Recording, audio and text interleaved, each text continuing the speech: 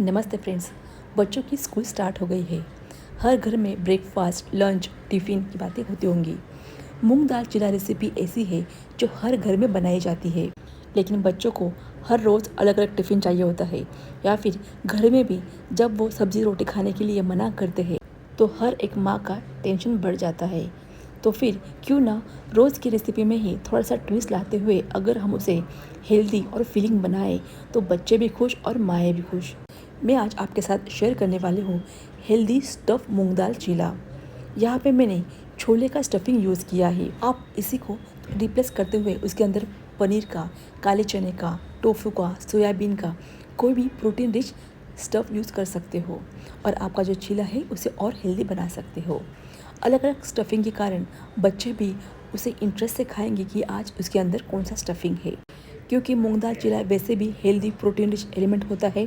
उसी के अंदर हमने और प्रोटीन रिच एलिमेंट ऐड करने से हमारा जो चीला है वो हेल्दी तो होता ही है, लेकिन फिलिंग भी होता है। और मज़े की बात यह है कि ये स्टफिंग आप कहीं पर भी इस्तेमाल कर सकते हो। आपको एक बार स्टफिंग बना के रखना है और आप उसे डोसा, उत्तपम या फिर टाकोज में भी ये फिलिंग इस्तेमाल कर सकते हो। मैंने इसी स्टफिंग को इस्तेमाल करते हुए मैक्सिकन टाकोज भी बनाए हैं, जिसके लिंक मैं डिस्क्रिप्शन बॉक्स में दे दूँगी। यही स्टफिंग आप रोटी के अंदर भर के भी उसका फ्रैंकी बना सकते हो। तो फ्रेंड्स चलिए आज हम बनाते हैं मूंग दाल का हेल्दी स्टफ़ चीला। यहाँ पे मैंने ग्रीन चटनी का भी इस्तेमाल किया है, जो उसके साथ बहुत ज़्यादा टेस्टी लगती है। सबसे पहले मैंने मूंग दाल मतलब 1 कप मूंग दाल को अच्छे से 3 से 4 घंटे के लिए भिगोने के लिए रख दिया था। आपको इसे मिनिमम 2 घंटे तक अच्छे से भिगो के लेना है। मूंग दाल को 2 घंटे अच्छे से भीगने के बाद आपको उसे अच्छे से धो लेना है और उसी के बाद आपको उसे ग्राइंड करना है। मिक्सर जार में मैंने मूंग दाल, हाफ इंच अदरक टुकड़ा, 3 से 4 लहसुन कलियाँ, 4 to 5 ग्रीन चिली और बहुत सारा हरा धनिया मैंने यहाँ पे इस्तेमाल किया है। उसी के साथ मैंने यहाँ पे 1 टेबलस्पून जीरा और स्वाद अनुसार नमक भी ऐड कर दिया है, ताकि मिक्सी जार में अच्छे से मिक्स हो जाएगा। आप मूंग दाल की जगह छिलके वाली हरी मूंग दाल भी इस्तेमाल कर सकते हो या फिर साबुत मूंग भी यूज़ कर सकते हो। ये देखिए फ्रेंड्स, बहुत सारा हरा धनिया मैंने यहाँ पे इस्तेमाल किया है, इसीलिए बैटर का कलर ग्रीन आया है। अब हम बनाते हैं स्टफिंग। स्टफिंग के लिए मैंने लगभग 1 बड़ा टमाटर को बारीक काट लिया है। हम छोले की स्टफिंग बनाने वाले हैं। 1 कप छोले और राजमा को रात भर भिगो के रखा था और उसकी 8 से 10 सीटियाँ लेते हुए मैंने उसे अच्छे से मैश होने तक कुक कर लिया है। उसी के साथ बहुत सारा हरा धनिया, एक बड़े साइज़ का प्याज, टमाटर और लहसुन अदरक को मैंने इस तरीके से क्रश कर लिया है। सबसे पहले हमें पैन में 2 to 3 टेबलस्पून ऑयल ऐड करना है। ऑयल अच्छे से गर्म होने के बाद उसी के अंदर हमें राई और जीरे का तड़का लगाना है। हमें बिल्कुल सादा मसाला बनाना है, ताकि जो हमारा मिक्सचर है वो ज़्यादा ऑयली नहीं होगा। राई और जीरा तड़कने के बाद क्रश किया हुआ लहसुन और अदरक मैंने यहाँ पे ऐड किया है। थोड़ा सा उसे फ्राई करने के बाद हमें तुरंत बाद ऐड करना है प्याज। लहसुन और अदरक से जो स्वाद आता है वो बहुत ज़्यादा अच्छा लगता है।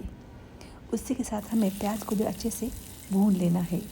यहाँ पे मैंने प्याज को थोड़ा सा मीडियम कलर आने तक ही भुना है और उसी के बाद उसी के अंदर मैंने ऐड किया है टमाटर।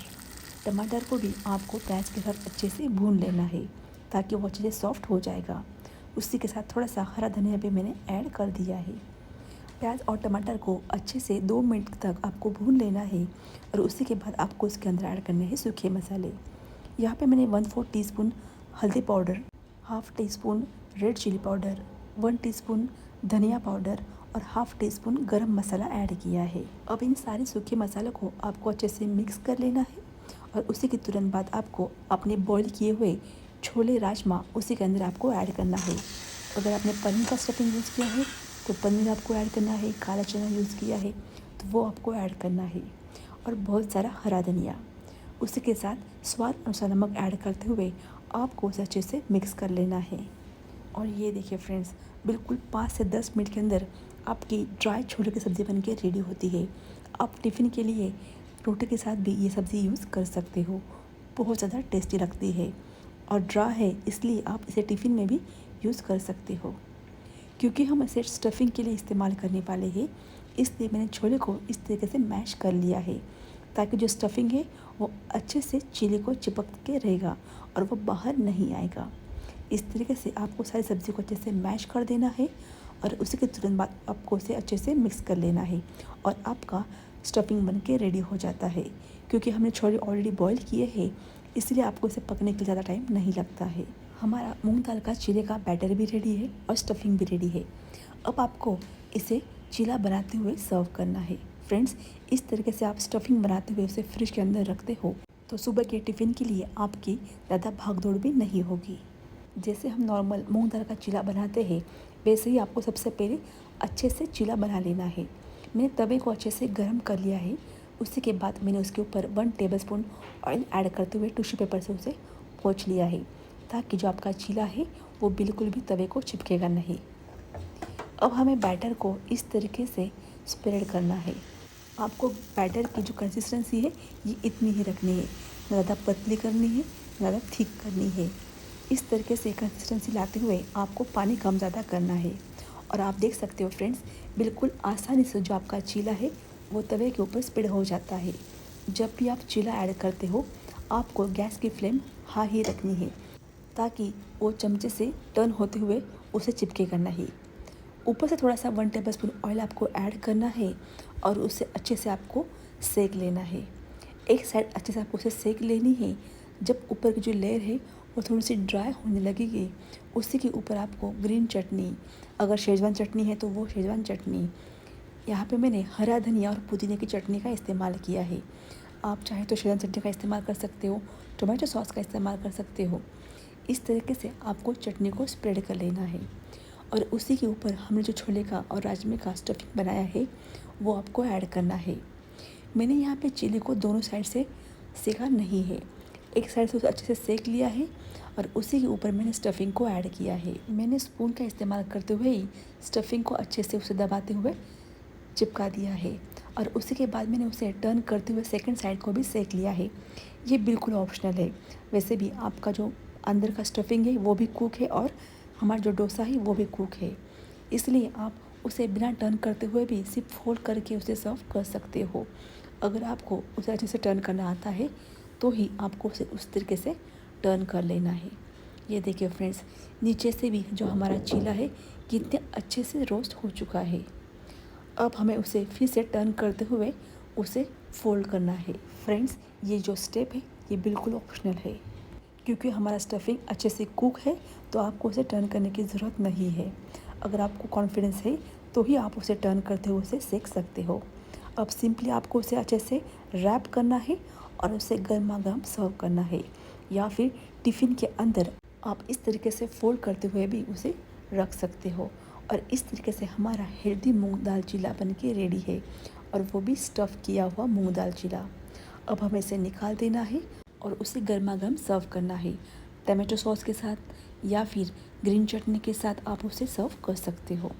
थोड़ा सा एडिशन करते हुए नॉर्मल चीले को भी आप इंटरेस्टिंग चीला बना सकते हो, और इस तरीके से आपको उसके छोटे छोटे पीसेस करते हुए टिफ़िन के अंदर रख देने हैं, ताकि बच्चे उसे आसानी से खा सकेंगे। और इस तरीके से हमारा हेल्दी स्टफ़ मूंग दाल चीला बन के रेडी है। ये देखिए फ्रेंड्स, जो हमारा चीला है वो दोनों साइड से अच्छे से रोस्ट हो चुका है और जो स्टफिंग है वो भी उसके अंदर अच्छे से पैक हो चुका है। और टिफ़िन में आप इस तरीके से उसके पीसेस करके रखते हो तो बच्चे भी आसानी से उसे खा सकते हैं। सो फ्रेंड्स, अगर आपको ये रेसिपी अच्छी लगी हो तो ये रेसिपी एक बार ज़रूर ट्राई करना। बच्चों के टिफ़िन के लिए ये बहुत परफेक्ट रेसिपी है। सो फ्रेंड्स, अगर आपको ये रेसिपी अच्छी लगी हो तो मेरे चैनल को लाइक शेयर सब्सक्राइब करना। और मेरे चैनल पे बहुत सारी हेल्दी रेसिपी मैंने शेयर की है जो 10 मिनट के अंदर बन के रेडी होती है। और उसी के साथ मैंने बहुत सारी टिफ़िन रेसिपीज़ भी शेयर की है जो कम समय में हेल्दी रेसिपी बन के रेडी होती है। टिफ़िन स्पेशल रेसिपीज़ की प्लेलिस्ट मैंने डिस्क्रिप्शन बॉक्स में लिंक शेयर की है, आप उसे ज़रूर चेकआउट करना। आपको बहुत सारी रेसिपी उसके अंदर दिखाई देंगी। Thank you.